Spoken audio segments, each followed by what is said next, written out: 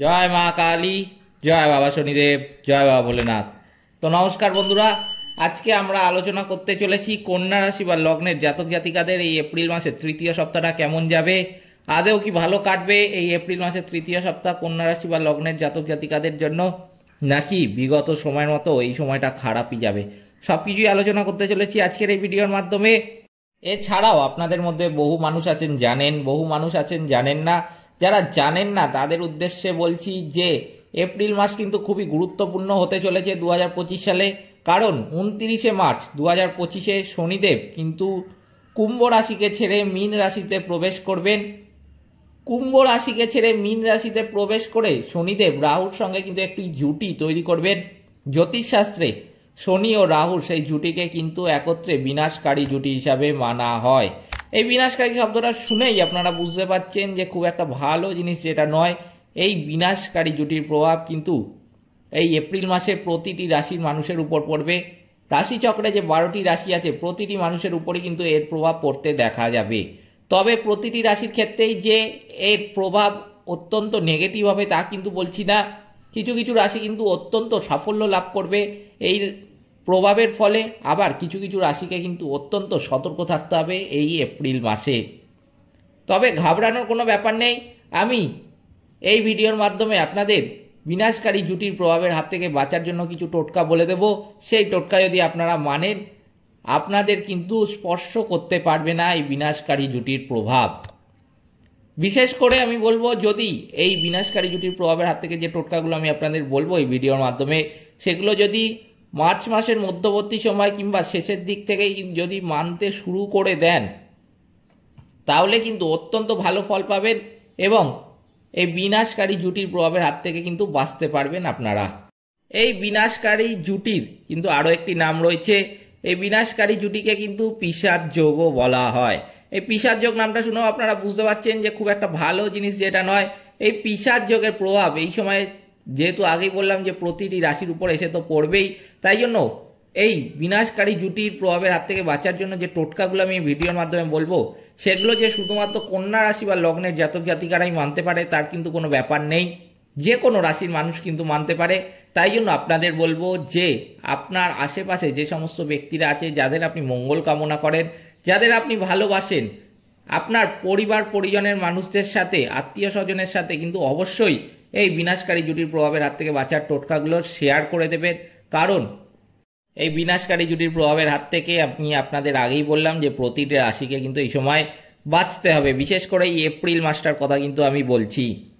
এছাড়াও কন্যা রাশি বা লগ্নের জাতক জাতিকাদের জীবন থেকে নেগেটিভিটি দূর করার কিছু টোটকা আমি কিন্তু বলে দেবো এই ভিডিওর মাধ্যমে। তাই জন্য ভিডিওটা অত্যন্ত বেশি গুরুত্বপূর্ণ হতে চলেছে কন্যা রাশি বা লগ্নের জাতক জাতিকাদের জন্য। আপনাদের কাছে অনুরোধ করব ভিডিওটিতে অবশ্যই একটি লাইক, শেয়ার এবং চ্যানেলটিকে সাবস্ক্রাইব করে অবশ্যই আমাদের পাশে দাঁড়াবেন এবং কমেন্ট বক্সে কিন্তু অবশ্যই জানাবেন জয় মা কালী।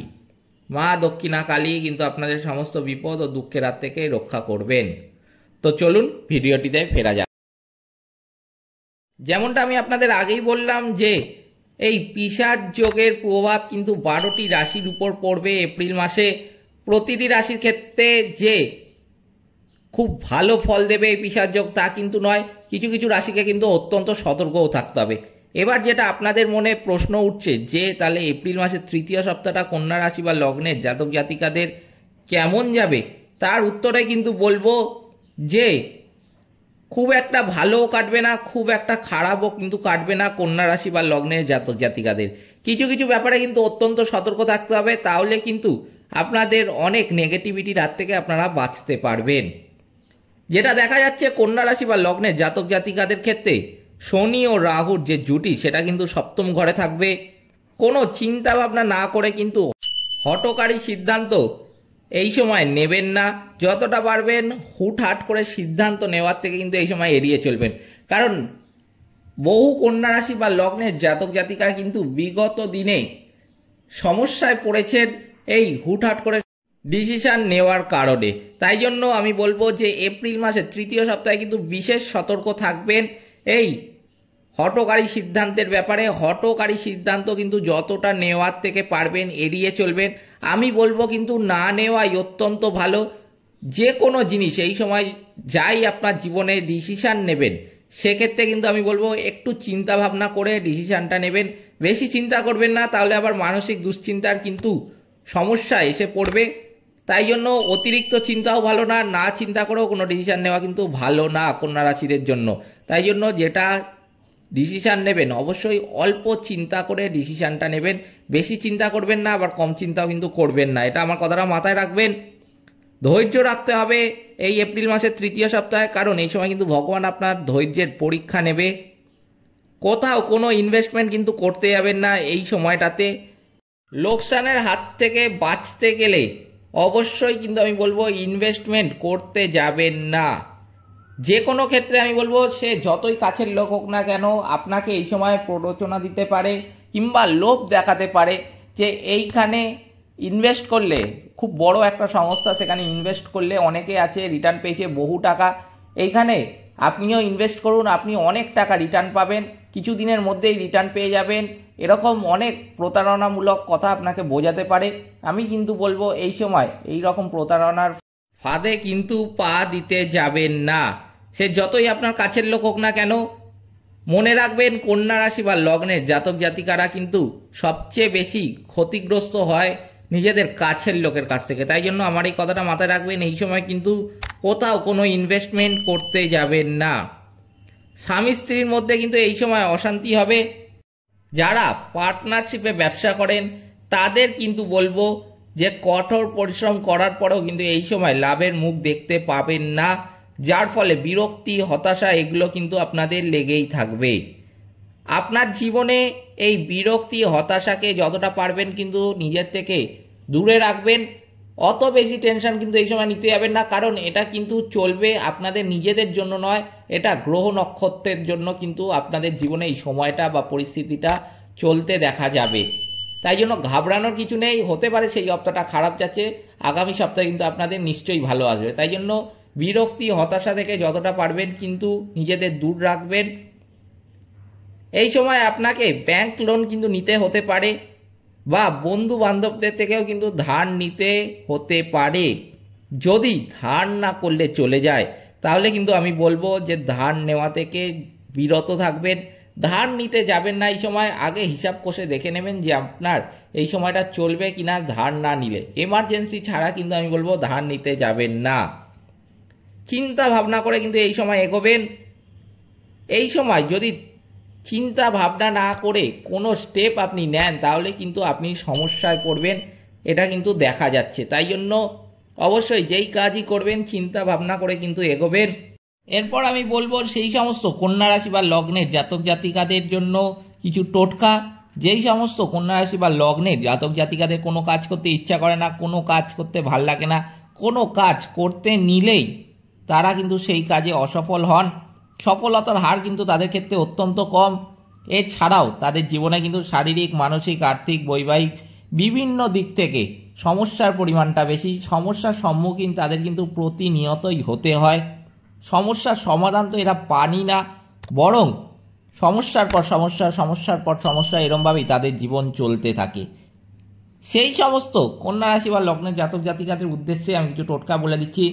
এই টোটকাগুলো যদি আপনারা মানেন আমি কিন্তু বলবো আপনাদের জীবন থেকে বহু নেগেটিভিটি কেটে যাবে এবং আপনাদের জীবন কিন্তু 1 মাস পর সম্পূর্ণ রকমভাবে বদলে যাবে। কি কি করতে হবে আপনাদের আমি এক এক করে বলছি, আপনারা মনেও রাখতে পারেন কিংবা লিখেও রাখতে পারেন। অবশ্যই যেটা এই সময় করতে হবে, গণেশ বাবার কিন্তু পূজা পাঠটা করবেন, হনুমান চল্লিশা কিন্তু পাঠ করবেন যে কোনো সমস্যার সমাধানের জন্য। গায়ত্রী মন্ত্র জপ করতে পারেন, তাহলেও কিন্তু খুব ভালো ফল আপনারা পাবেন। অশ্বত্থ গাছের নিচে একটা প্রদীপ জ্বালাবেন, শনি বাবার পূজা পাঠ করবেন এবং অবশ্যই কিন্তু শনিবার দিন নিরামিষ খাবেন। এক্ষেত্রেও আপনাদের মধ্যে কিছু কিছু মানুষ আছে এই ভুলটা করে, তাই জন্য আমি আপনাদের আগের থেকেই বলে রাখতে চাই যে শনিবার দিন অনেকে আছেন সকালে নিরামিষ খান, রাত্রে আমিষ খেয়ে নেন, কিংবা রাত্রে নিরামিষ খাচ্ছেন সকালে আমিষ খেয়ে নিচ্ছেন। এরকম করলে কিন্তু হবে না। শনিবার দিন আপনি যতবারই আহার গ্রহণ করবেন অবশ্যই কিন্তু নিরামিষ আহারটাই গ্রহণ করবেন। সে আপনি ঘরে বাইরে যেখানেই থাকুন না কেন অবশ্যই কিন্তু নিরামিষ আহারই গ্রহণ করবেন, এটা আপনাদের মাথায় রাখতে হবে। দুস্থ গরিব মানুষদের কিন্তু অবশ্যই দান ধ্যান করবেন। শনি বাবার আশীর্বাদ পেতে গেলে, শনি বাবার আশীর্বাদ পাওয়ার জন্য কিন্তু অবশ্যই পশু পাখিদের খাবার খাওয়াবেন। আপনি আপনার সামর্থ্য মতো যা ইচ্ছা খাবার খাওয়াতে পারেন, পুরোটাই নির্ভর করছে কিন্তু আপনার সামর্থ্যের উপর। কিন্তু আমি বলবো যদি আপনার সামর্থ্য হয় অবশ্যই প্রতিদিন দুবেলা করে খাবার খাওয়াতে পারেন, যদি আপনার সামর্থ্য হয় একবেলা করেও আপনি খাবার খাওয়াতে পারেন, পুরোটাই নির্ভর করছে আপনার সামর্থ্যের উপর। কিন্তু যতটাই খাবার খাওয়াবেন অবশ্যই ভালোবেসে মন থেকে খাবার খাওয়াবেন, তবেই কিন্তু আপনারা শনিদেবের আশীর্বাদটা লাভ করতে পারবেন। দুধছাই করে খাবার খাওয়ালে কিন্তু বা কোনো মতে কোনো রকমে খাবার খাওয়ালে কিন্তু আপনারা আশীর্বাদটা পাবেন না বাবার। তাই জন্য শনিদেবের আশীর্বাদ পেতে গেলে অবশ্যই ভালোবেসে মন থেকে খাবার খাওয়াবেন। যতটা পারবেন দান ধ্যান করবেন, তাহলেও কিন্তু শনি বাবার আশীর্বাদ লাভ করা যায় এবং শনিদেবের নেগেটিভিটি কিন্তু সহজেই কাটিয়ে ফেলা যায়। এই টোটকাগুলো কিন্তু কন্যা রাশি বা লগ্নের জাতক জাতিকাদের মানতে হবে জীবন থেকে নেগেটিভিটি কাটানোর জন্য। এবার আমি বলবো পিশাচ যোগের হাত থেকে বাঁচার জন্য কি করবেন। পিশাচ যোগের প্রভাবের হাত থেকে বাঁচার জন্য শুধুমাত্র যে এই টোটকাগুলো বলবো সেগুলো যে কন্যা রাশি বা লগ্নের জাতক জাতিকারাই মানতে পারে তার কিন্তু কোনো ব্যাপার নেই, যে কোনো রাশির মানুষ কিন্তু মানতে পারে। তাই জন্য অবশ্যই আপনাদের বলবো যে আপনাদের আশেপাশে আপনাদের আত্মীয় স্বজন বন্ধু বান্ধব কিংবা পরিচিত ব্যক্তি যাদের আপনি প্রকৃতপক্ষে মঙ্গল চান, যাদের আপনি কষ্ট সহ্য করতে পারেন না, হতে পারে সেই ব্যক্তিটি অন্য কোনো রাশি, তবুও কিন্তু আমি বললামই যে এই পিশাচ যোগের হাত থেকে বাঁচার টোটকাগুলো যে কোনো রাশির মানুষ কিন্তু মানতে পারে। কারণ পিশাচ যোগ কিন্তু প্রতিটি রাশিরই এই সময় ক্ষতি করার চেষ্টা করবে। কি কি করতে হবে আপনাদের পিশাচ যোগের হাত থেকে বাঁচার জন্য? অবশ্যই কিন্তু শনিদেব ও রাহুর যে বীজ মন্ত্র আছে সেটা কিন্তু অবশ্যই পাঠ করবেন। অন্ধ ব্যক্তিকে কিন্তু খাবার খাওয়াবেন, কুকুরকে রুটি খাওয়াবেন, হনুমান চল্লিশা পাঠ করবেন।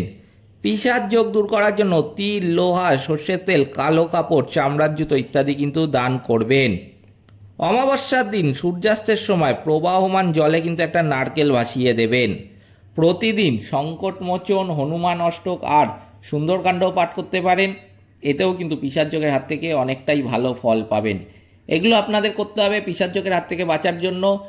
আর কন্যা রাশি বা লগ্নের জাতক জাতিকাদের জীবন থেকে নেগেটিভিটি দূর করার টোটকাগুলো তো আমি আপনাদের এই ভিডিওর মাধ্যমে আগেই বললাম। এই ছিল কন্যা রাশি বা লগ্নের জাতক জাতিকাদের এপ্রিল মাসের তৃতীয় সপ্তাহের রাশিফল। ভিডিওটিতে অবশ্যই একটি লাইক, শেয়ার এবং চ্যানেলটিকে সাবস্ক্রাইব করে আমাদের পাশে দাঁড়াবেন এবং কমেন্ট বক্সে কিন্তু অবশ্যই জানাবেন জয় মা কালী। মা দক্ষিণা কালী কিন্তু আপনাদের সমস্ত বিপদ ও দুঃখের হাত থেকে রক্ষা করবেন। সকলে ভালো থাকবেন, সুস্থ থাকবেন। নমস্কার।